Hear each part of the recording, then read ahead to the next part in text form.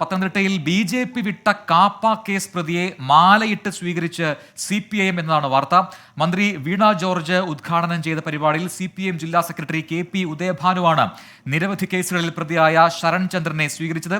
സ്ത്രീയെ ആക്രമിച്ച കേസിലടക്കം പ്രതിയായ ശരൺചന്ദ്രൻ ജയിലിൽ നിന്നിറങ്ങിയത് കഴിഞ്ഞ മാസമാണ്. ശ്രീകുമാരൻ ചെയ്യുന്നുണ്ട് പത്തനംതിട്ടയിൽ നിന്നും ഏറ്റവും പുതിയ വിവരങ്ങളുമായി. ശ്രീത്ത്, എന്താണ് ഈ സംഭവം? ഒരു കാപ്പ കേസ് പ്രതിയെ, അതും തങ്ങളുടെ എതിർച്ചയിലുള്ള ഒരാളെ CPIM സ്വീകരിക്കുന്നു, അതും ഒരു പൊതുപരിപാടിയിൽ. അതുമാത്രമല്ല, CPIM ജില്ലാ സെക്രട്ടറി, ശക്തനായ ജില്ലാ സെക്രട്ടറി എന്ന് തന്നെ വിളിക്കാം, ജില്ലയുടെ മരക്കാരൻ KP ഉദയഭാനുവും അതുപോലെ തന്നെ ആരോഗ്യമന്ത്രി വീണ ജോർജും നേരിട്ടെത്തിയാണ് ഈ പരിപാടി ഉദ്ഘാടനം ചെയ്യുന്നത്. മലയാൽപ്പുഴ നമുക്കറിയാം ഏറ്റവും അധികം CPIM RSS സംഘർഷമടക്കം നിലനിന്നിരുന്ന മേഖലയാണ്. CPIM പ്രവർത്തകരുമായി ഏറ്റവും അധികം സംഘർഷത്തിലേർപ്പെട്ട ഒരാൾ കൂടിയാണ് ഈ ശരൺചന്ദ്രൻ.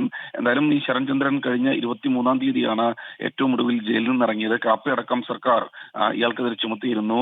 എന്തായാലും മാലയിട്ടാണ്, ചുവന്ന മാലയിട്ട രക്തപതാക KP ഉദയഭാനു കൈമാറുന്നത് പോലും ഈ ശരൺചന്ദ്രനാണ്. ഈ ശരൺചന്ദ്രൻ അടക്കം ശരൺചന്ദ്രന്റെ ഒപ്പമുള്ള ഏതാണ്ട് 50ഓളം വരുന്ന പ്രവർത്തകരാണ്, BJP RSS പ്രവർത്തകരാണ് CPIM ചേർന്നിരിക്കുന്നത്. പരിപാടി ഉദ്ഘാടനം ചെയ്താകട്ടെ ആരോഗ്യമന്ത്രി വീണ ജോർജും. ആ പ്രദേശത്ത് ഏറ്റവും അധികം വിഭാഗീയ പ്രവർത്തനങ്ങളടക്കം നടക്കുന്ന ഒരു മേഖല എന്ന് വേണം മലയാളപ്പുഴയെ വിശേഷിപ്പിക്കാൻ. ആ പ്രദേശത്തേക്കാണ് BJP വിട്ട് ഒട്ടേറെ പേർ എത്തുന്നത്.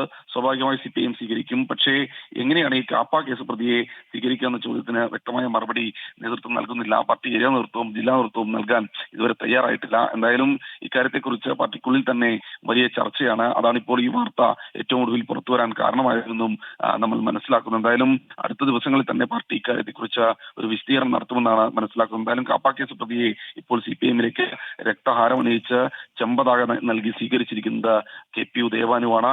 പരിപാടി ഉദ്ഘാടനം ചെയ്തിരിക്കുന്നത് ആരോഗ്യമന്ത്രി വീണ ജോർജും. അല്ല, പ്രാദേശികമായി തന്നെ ശ്രീത്തെ ഇതുമായി ബന്ധപ്പെട്ടുകൊണ്ട് ഇപ്പോൾ നേരത്തെ ശ്രീത്ത് സൂചിപ്പിച്ചല്ലോ, നേരത്തെ പല രീതികളിൽ CPIMുമായിട്ട് മത്സരമുണ്ടാവുകയും പല അക്രമ സംഭവങ്ങളും ഒക്കെ ഉൾപ്പെട്ട ആളെയാണ് ഇപ്പോൾ പാർട്ടിയിലേക്ക് സ്വീകരിച്ചിരിക്കുന്നത്. അതിൽ പ്രാദേശികമായി എതിർപ്പൊന്നും ഉണ്ടായില്ല എന്നാണോ കരുതേണ്ടത്? ഇതിൽ ജില്ലാ സെക്രട്ടറി ഇടപെടുന്നു, മന്ത്രി പങ്കെടുത്തൊരു പരിപാടിയിലാണ് ഈ രീതിയിൽ ഒരു വലിയ സ്വീകരണം എന്ന് തന്നെ പറയാം ആ രീതിയിൽ ഒരുക്കിയിരിക്കുന്നത്. അപ്പോൾ പ്രാദേശികമായി പോലും ഒരു എതിർപ്പും ഉണ്ടായില്ല എന്നാണോ മനസ്സിലാക്കേണ്ടത്?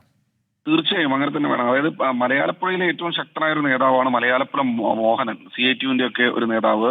ഇത് കൂടാതെ ആ പ്രദേശത്തെ ഒരു ശക്തനായ തന്നെ യുവ നേതാവായി കണക്കാക്കപ്പെടുന്നത് അപ്പുണ്ണിയെയാണ്. പാർട്ടിയുടെ ലോക്കൽ കമ്മിറ്റി അംഗവും ആ പ്രദേശത്തെ ബ്രാഞ്ച് സെക്രട്ടറിയും ഒക്കെയായ അപ്പുണ്ണിയും നിരവധി കേസുകളിലൊക്കെ പ്രതിയൊക്കെ ആയിരുന്നു. പക്ഷേ ഈ അപ്പുണ്ണിയെ അടക്കം ആക്രമിച്ച കേസിൽ ഈ പറയുന്ന ആളുകൾ അടക്കം പ്രതികളായിട്ടുണ്ട് എന്നാണ് മനസ്സിലാക്കുന്നത്. പക്ഷേ ഈ ആളുകളും ഒക്കെയായി ചർച്ച നടത്തിയതിനു ശേഷമാണ് ഇങ്ങോട്ട് CPIMലേക്ക് കൊണ്ടുവരുന്നതെന്ന് മനസ്സിലാക്കുന്നത്. അപ്പോൾ മലയാളപ്പുഴ മേഖലയിൽ കാര്യമായ രീതിയിലുള്ള എതിർപ്പുകളില്ല.